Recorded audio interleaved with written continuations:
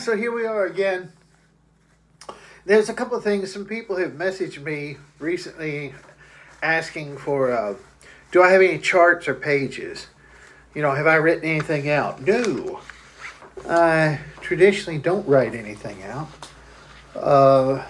And let me tell you something about playing differently on a piece. There is absolutely no way that you can make any sort of improv or any alterations, any counter melodies, anything in a piece of music if you do not know that piece of music extremely well. You just can't do it. Let's look at that Old Black Magic. Now, this is a piece that I don't normally play. I like it, but I don't normally play it.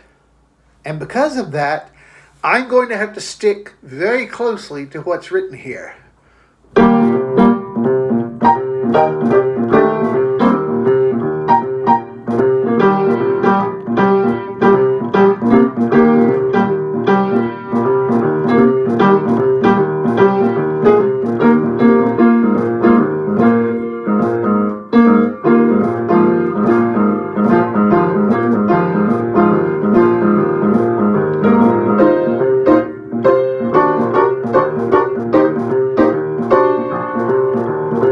Okay, well, first thing, you know, when you get a piece of music, oftentimes it's a terrible arrangement.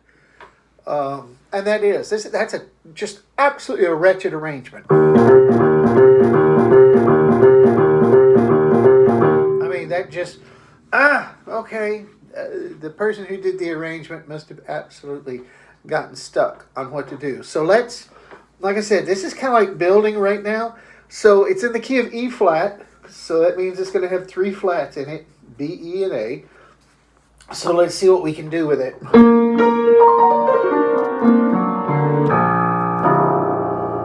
And this is you're going to hear it right as I'm doing this, because like I said, I've not played this before, especially in this key.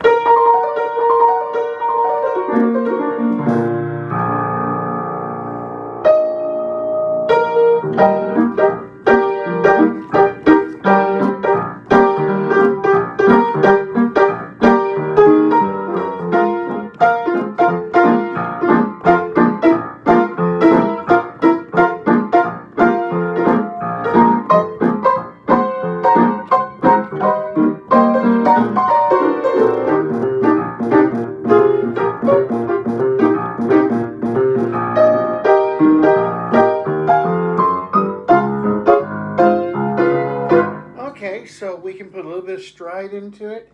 We can use some of this figure.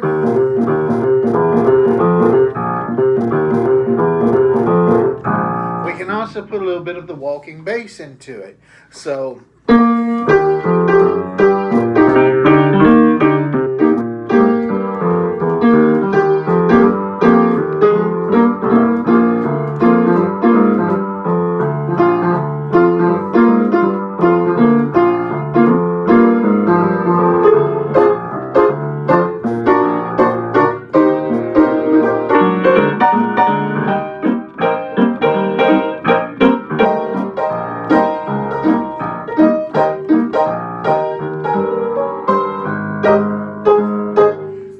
that's not bad, but see that I can't really do a lot with it at this very moment because I don't know the piece, so I'm just fumbling in the dark right now.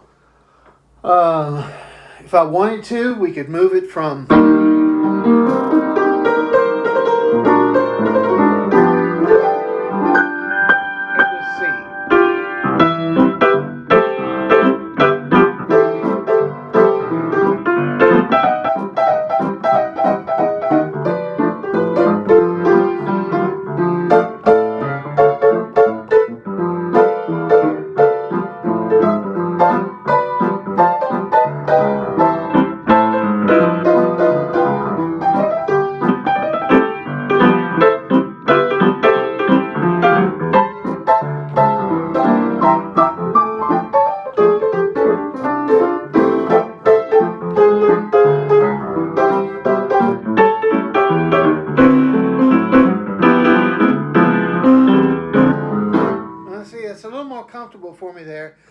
because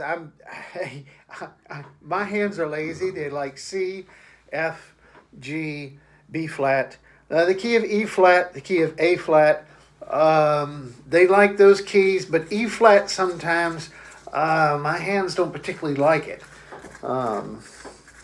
But it gets along with it at other times. So this is what I'm getting at is there's absolutely no way to build a real interesting piece and to do any sort of additions and alterations to it until you know the piece extremely well, until you can play it as it's written and are very comfortable with it and have committed it practically to memory. And then you can start playing around with it. So let's use an example, and let's do Dinah. Let's keep it simple the first time.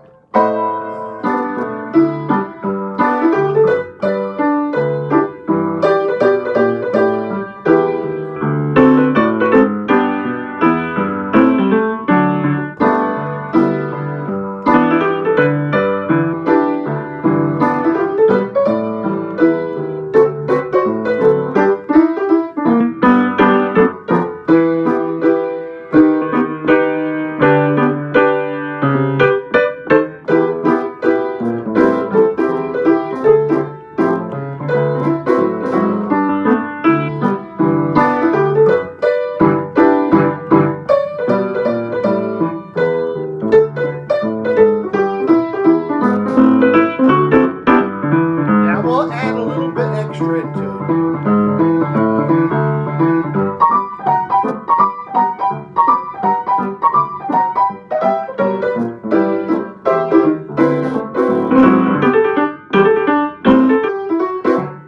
Okay, well first I had to know that it's staying inside the key of G, these G chords throughout this first part of it, and that the melody is pretty much not straying far away. It hasn't got a lot of strange notes, so I can keep inside.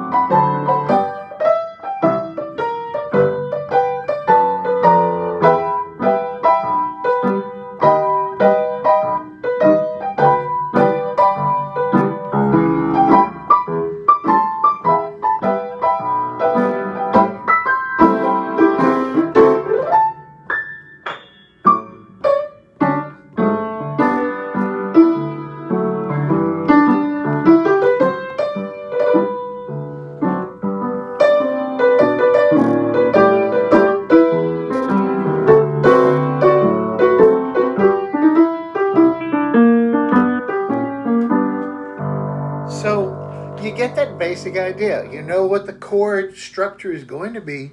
You know where the chords are going to change. And so you work out the right hand doodlings in accordance with what the chords are changing. So let's do it again. We'll add a little bit more.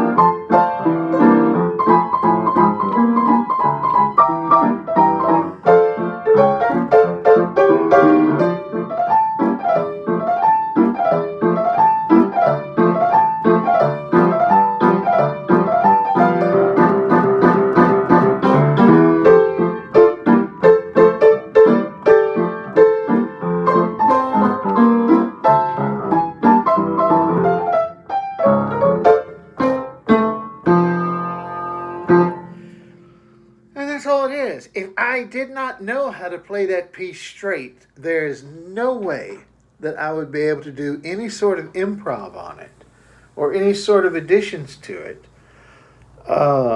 if I did not know it by heart, the way it's written. So it's merely a way of taking everything, and again, this is old school jazz, old school improv, where you're basically keeping the melody and keeping the same chords, but you're doing a lot of extra doodling with it. So let's pick something else that's in the standard jazz repertoire.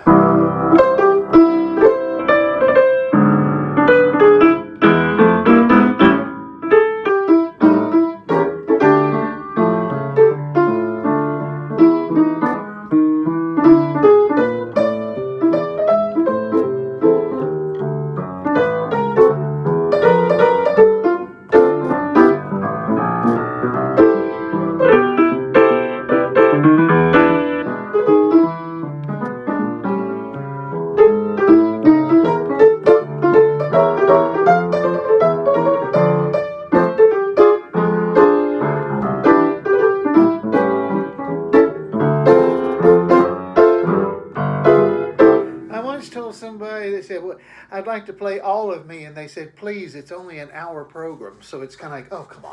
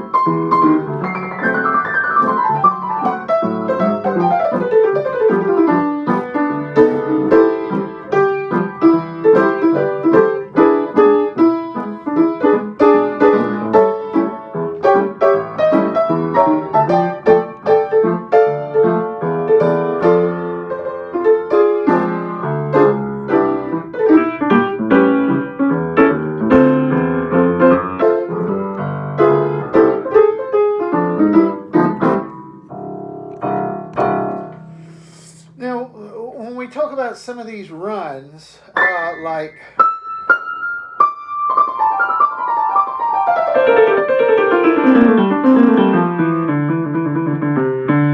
they merely fall into the scales. If the chord that you're on at the moment is a C major, then you can play a C major scale, up or down. If it's an E, you play an E scale, F and F scale. So I mean that's all it really is. But you got to do it. You got to be anticipating and know it well enough that the F chord's fixing to turn to a G chord. So you have to be able to reverse your way of thinking by the time you get to that G chord. So no, I don't believe in modern jazz where things are. That just drives me crazy. It's music. I want to hear music. I don't want to hear cacophonies.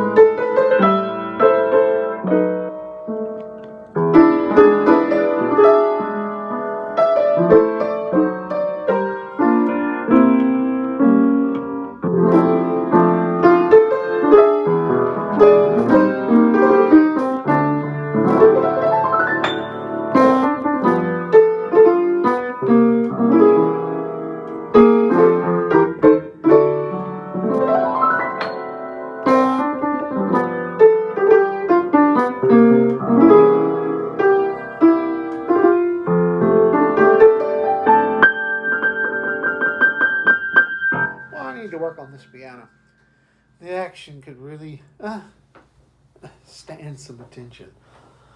But I've beat the heck out of this piano since 1979, so.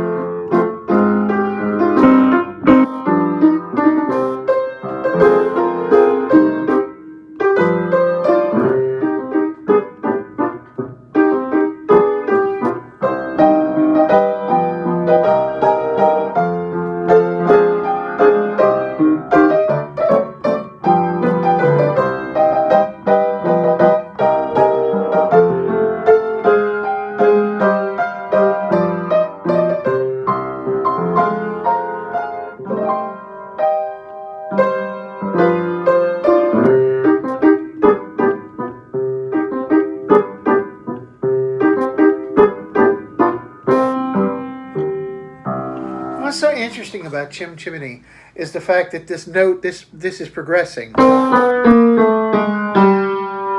that. I think that's such a mark of genius by the composer. So listen to it. I'm gonna really emphasize that note moving down.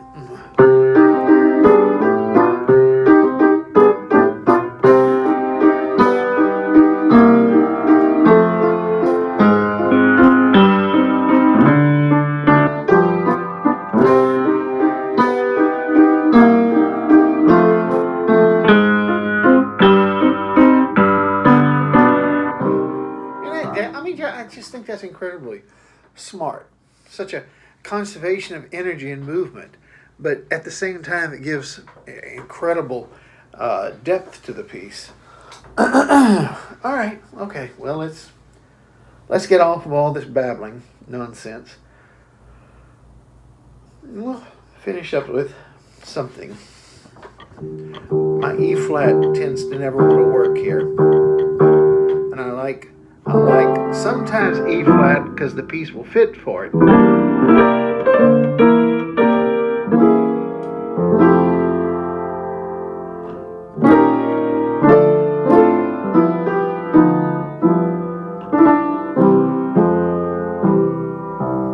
Okay, let's play something that's never been played before.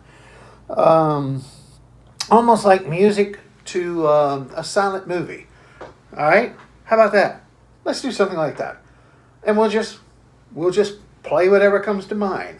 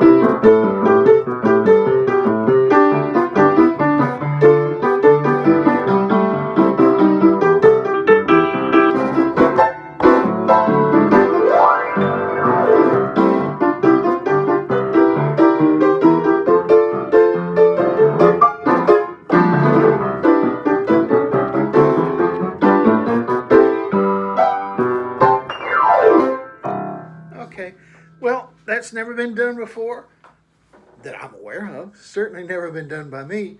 So you make it up.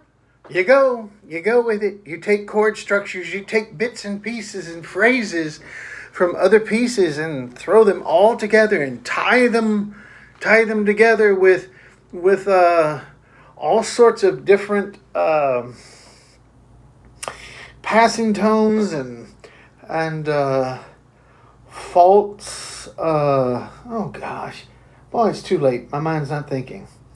But anyway, you just tie them all together and you move quickly from one theme to another. Usually anything that's dark and scary is usually going to be in minor, but not always, but usually.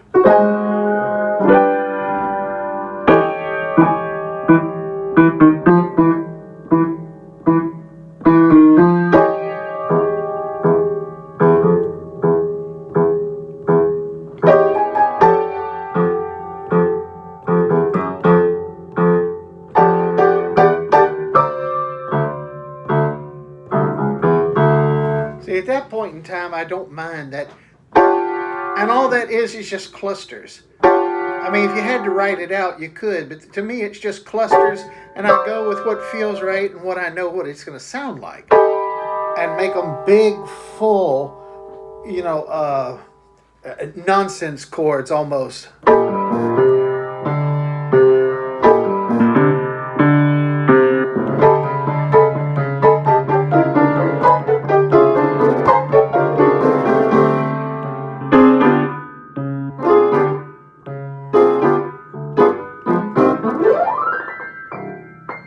Well, there you go.